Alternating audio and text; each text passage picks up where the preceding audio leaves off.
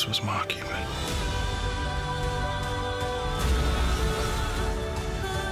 She has a story, our story. We just have to keep listening.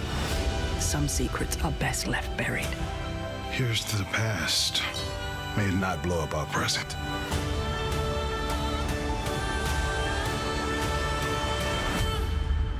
This is your story too.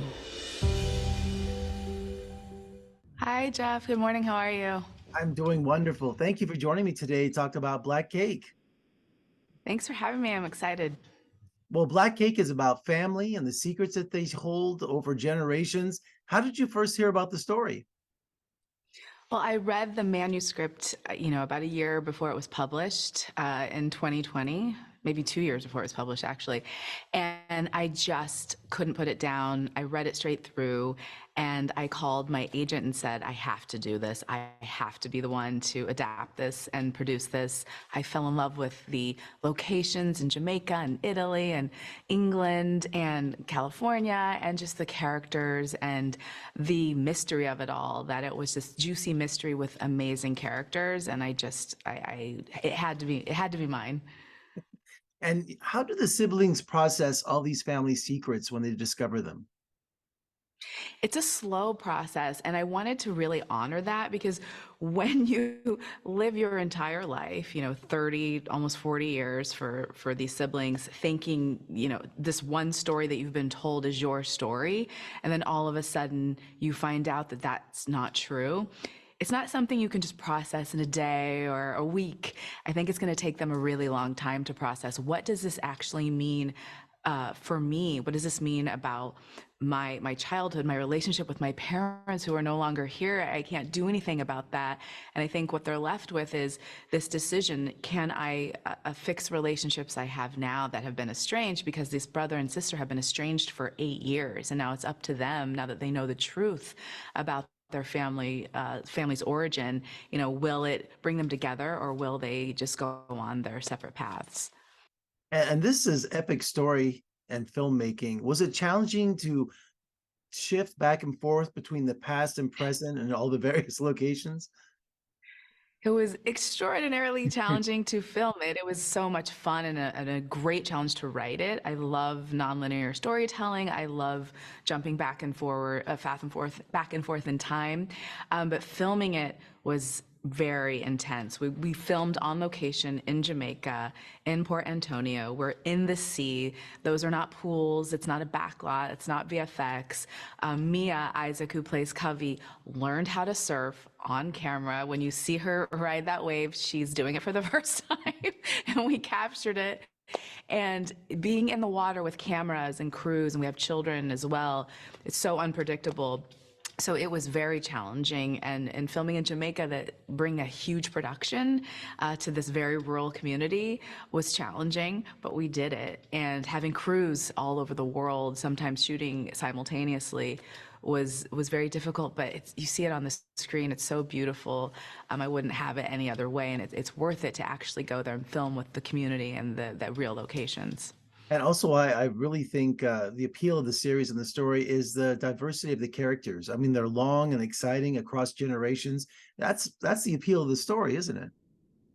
For me, the diversity of the characters was so exciting. It's a truly intersectional cast of characters. We have, characters who are Black and Chinese. We have characters who are mixed race who don't know they're mixed race.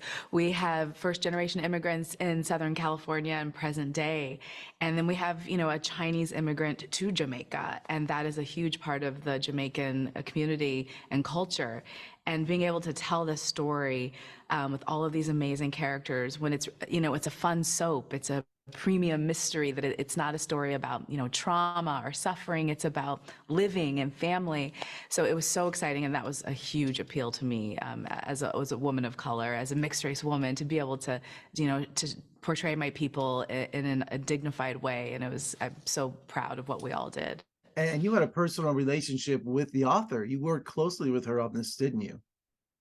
I did. I reached out to Charmaine. I wanted to meet her and gush over the novel before, we got the rights to it. And just to let her know I would protect her book. I would never want to obtain the rights to a book and then dismantle it.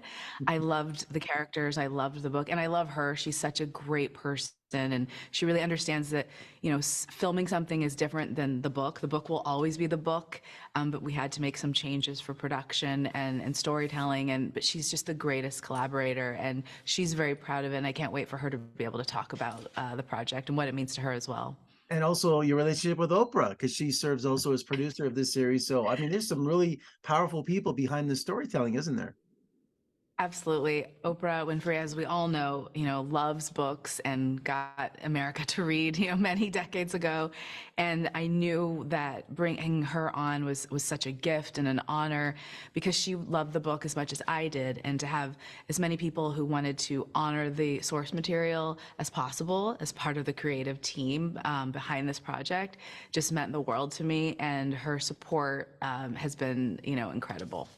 I didn't understand the title of the series or the book, but it's a delicacy. So I've never tried black cake, and I'm a cake fanatic. So what's it taste like? What is it? Is it good?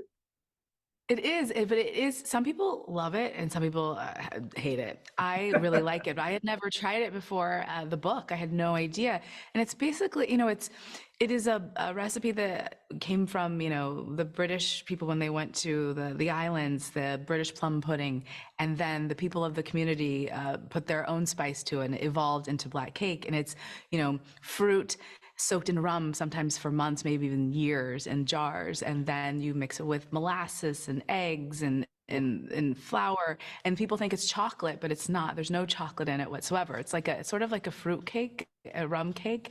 It's really good, but it's dense and moist, but you can't eat it alive because there's rum. So don't give it to your kids Don't do because it. there's rum in it.